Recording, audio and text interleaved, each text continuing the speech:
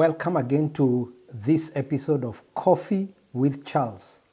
My name is Charles Washira, and remember, this episode is coming to you to help you make better decisions, and these opinions to help you make better choices are given on Coffee with Charles, whether I'm the one presenting or I have guests here to help you become a better person. So go ahead and like the channel, hit the notification button so that whenever new content is released, we can get it to you.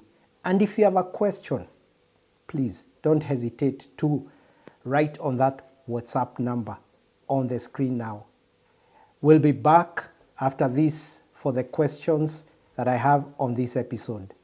This is Coffee with Charles. It's life and the realities of life, that when a husband dies and the wife was, let's say, a homemaker and was not so involved in the business that the husband was doing, at times can be tough to really kick in and get into his shoes immediately and start running that business. And my wife has been taking loans for her business without my consent.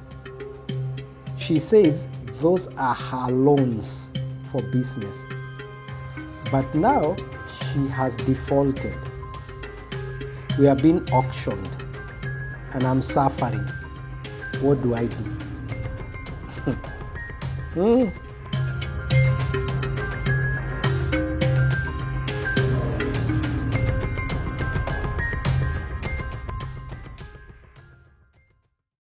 Welcome back to Coffee with Charles, and today we are going to go through some questions here, and the first one I tackle is this. Hi, I'm a housewife and my kid is in school now.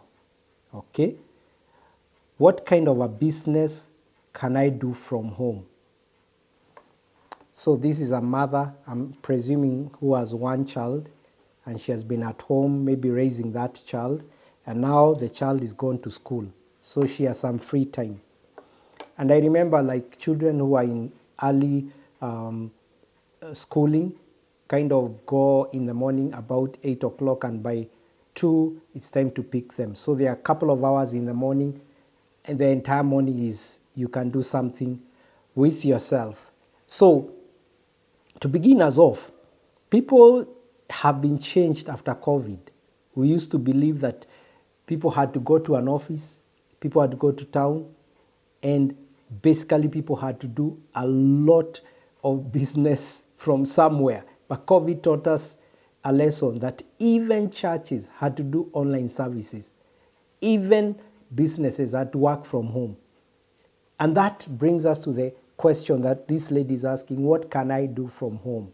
So she didn't want to get out of the home. She wants to continue making the home as a homemaker, but also wants to start a business. And my advice to this lady would be, get a business that fits that scenario. And that mostly would be a business that you can use the online if you have Wi-Fi in the house, and kind of set up a business that you can do what you can set up a shop or set up a business that you can do everything from the house.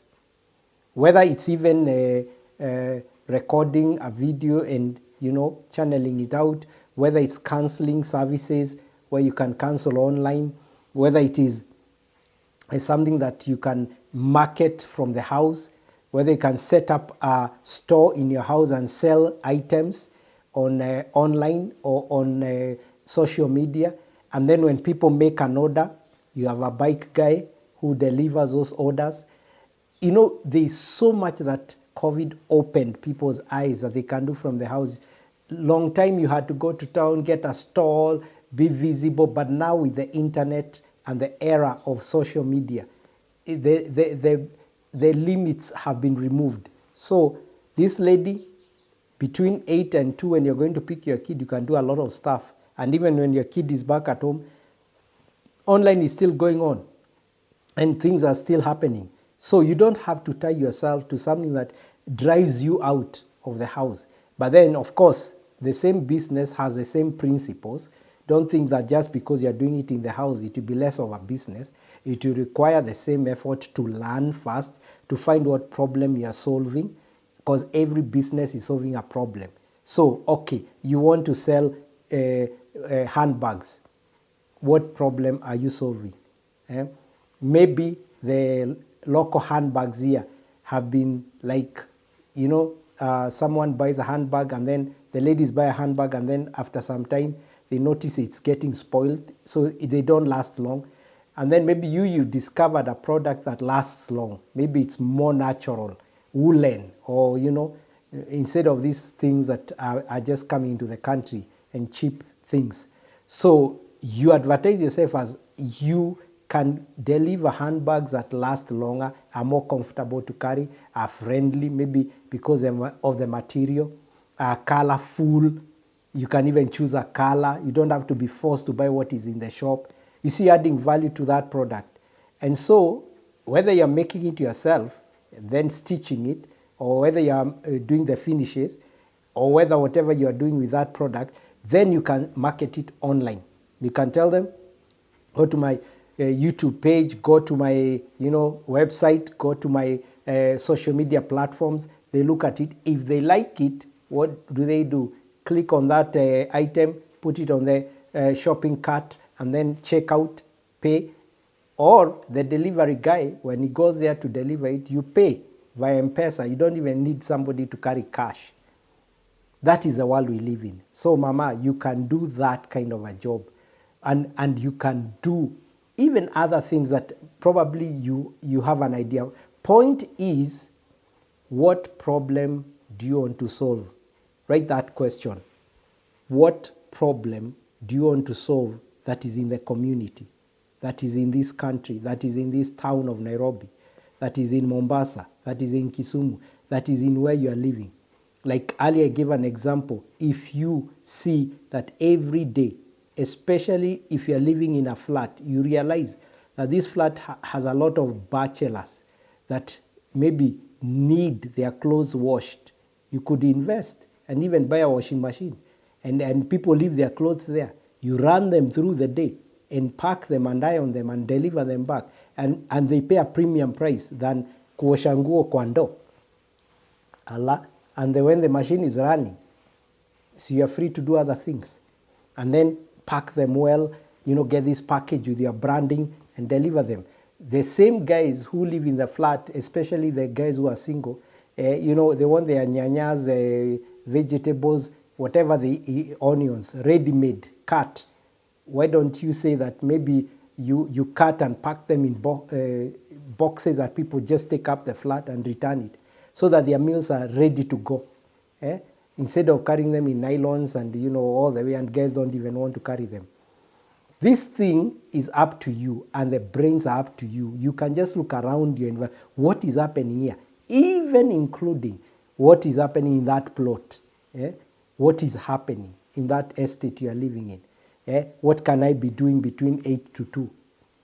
And these are the things we are saying. Instead of starting to think of big things and big capital, why don't you think of where to start?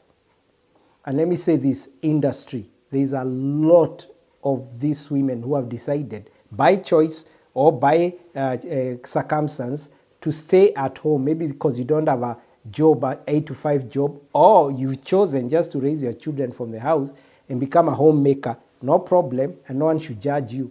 You should be free to choose what you want, but you can make that income from the house. You can make that income in the office, and if you have chosen to be in the house and you have 8 to 2, or even when the kid comes back, you have 4 to finish 3 to 5, whatever you want as a program. Why don't you start now answering that question? What problem do you want to solve in that surrounding? And then go to the internet, learn about businesses, how to start it, how to market it, how to do this thing, how to talk to people, customers, how to get them. There's a whole thing you can go through. There are courses that are paid, some are free, but the better ones are paid. And then you subscribe. So don't just stay there. This is your chance to shine. From the house, imagine. And imagine if you sold 10 handbags and made 1,000 a day. Who knows?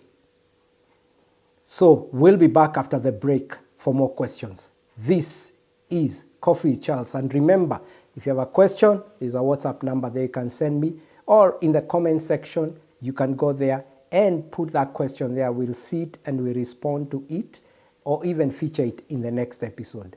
See you after the break.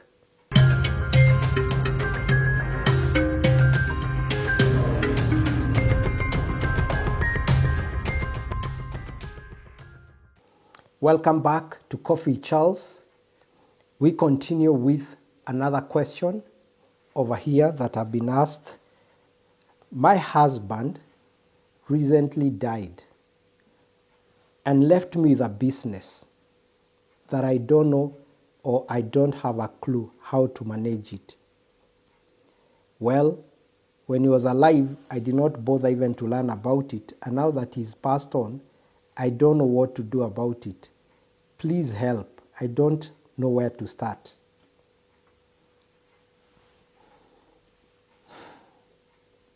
First, pole sana. I know this is not even the time to be really talking about how to survive, but it's life and the realities of life, that when a husband dies and the wife was, let's say, a homemaker and was not so involved in the business that the husband was doing, at times can be tough to really kick in and get into his shoes immediately and start running that business, and you have no clue what he was doing. And this is my advice for this lady and many others who are watching. Probably you who is watching and your husband is alive, let's start there. You hear that story and you're about to address it. That shows you why you should be interested in what your husband is doing, especially if it's a business. You know, if your husband is employed and he dies, there's nothing you can do about employment. You can't go there and say, give me his job. They'll hire someone else. But if it's a business, then he comes back home. The next of kin is you. You are the one supposed to take over that business. So imagine if he was doing a business and you have no idea. You don't know what he was doing, where he was getting the supplies, where he was getting his capital, where he was getting his customers, who he was supplying to, and maybe a big business. And good enough, if it's a big business, thank God, then there are people in that company who know about it. So we'll come to that. But if it's a small business, he was the only one with it, then it becomes very hard to step in and start saying what was happening here. So I remember there was a story like that where a woman lost the husband, and the husband was running a automobile spare part shop. And, he had customers, he had tenders, he was successful, he was applying the government. But this thing was ile biashara, how you call it, like you are the main guy at the shop, and then there is a worker there, and now you're gone. So your wife is coming in, the only person maybe as Auliza is the worker, what was going on here? Because in his lifetime, you never used to go there, you never used to find out, and it became very difficult. And you don't know how the trade goes. You're trying to learn the ropes, you are mourning, you are in distress, your children are still there looking up to you. It's so difficult for such women. And I would say, wisely, begin to go to that work. It doesn't even mean to pay you. Just begin to go and work there. Familiarize yourself, how things go. And someone will tell me, hey, my husband doesn't want me there. Well, even that husband, let me talk to you. You are setting up for failure. You are setting her up for failure, even her children. Because she doesn't even know what you are doing. And if you die, and death can be sudden, it's not like you have a calendar. If you die, what will happen to your kids? And you had all these things going on. Allow, even if they're not your, then hire somebody who must know what is happening so that he can bridge the gap. Because it's a big company, then there are people you've hired who can assist her to know what was going on and to know what will be done. And even can stay behind and, the rest run the company. And she just oversees. So go there and learn the trade. Even know where the offices are, where the branches are, what they do.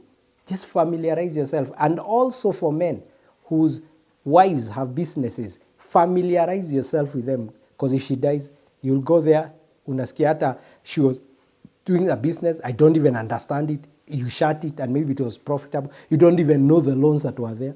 You don't even know anything. You just knew she was doing some business somewhere.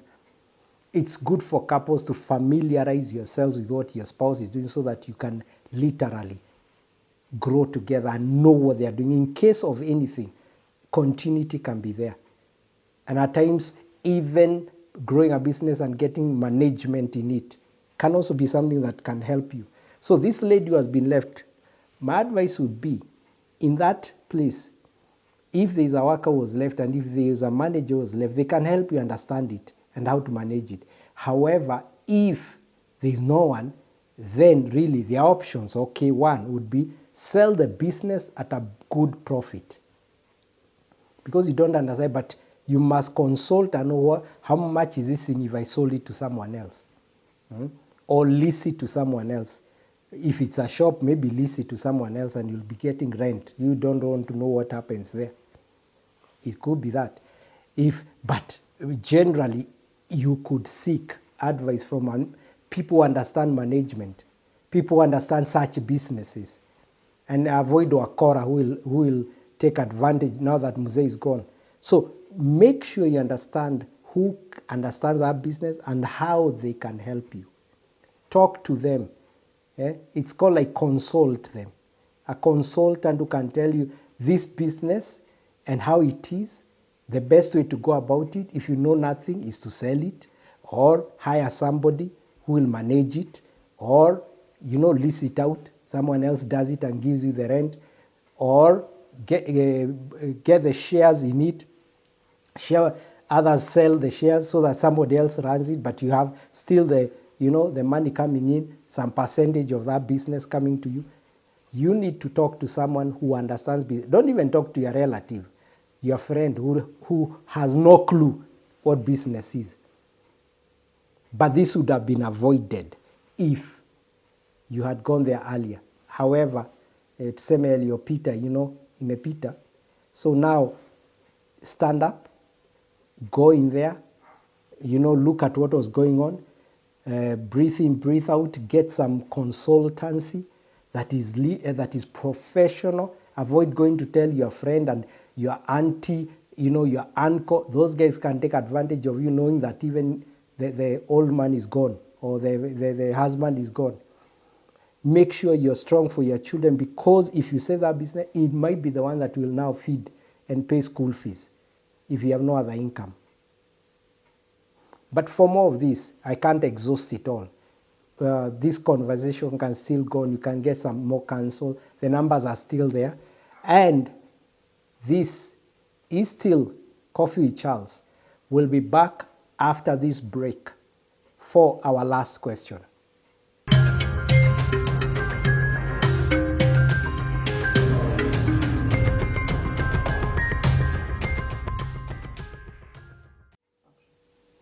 Welcome back to Coffee with Charles. This is Charles Washira, and we are in our last question. Remember, if you have a question you'd like answered, please use the number on your screen now to send us a WhatsApp message, and we will find your question and respond to it. Also, you can put your comment on the comment section, and don't forget to subscribe. Hit the notification button so that YouTube can be able to get this content to you. So back to our question, the last one. And this is, my wife has been taking loans for her business without my consent. She says those are her loans for business. But now she has defaulted. We are being auctioned, and I'm suffering. What do I do?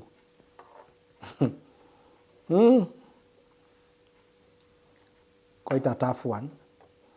So the scenario here is that, as I get it, the wife is doing a business or has been in business. She has been taking loans without the husband's consent, and this is a thing that has brought them to this hole where she has not been able to pay her loans, and so she has defaulted. As a result, the auctioneers are at their door. They want to carry their household items. And the husband is wondering, why should I be chotwad? I think what we need to agree here is that first and foremost, it seems even this is more of a marriage problem than a business problem. Because how do you divide? How do you put a line where there is marriage and business? Where do you put a line?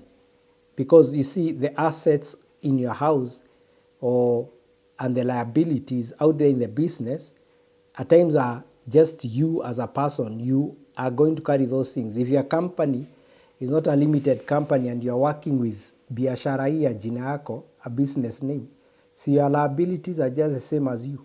So when these guys, you don't pay them, they come chota you.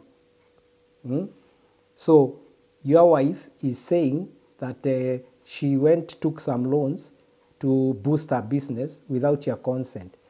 And then the repercussions are coming to bite you. So this is an issue that you two should sit down and separate family from business. I think she should have made sure that kind of business she's doing was strictly under a private limited company, so that it's limited and its liabilities to that business. It doesn't affect the rest of the family. And that is important to safeguard them, because what about when things go wrong? They'll come chota you, and the rest of the family is not in that business.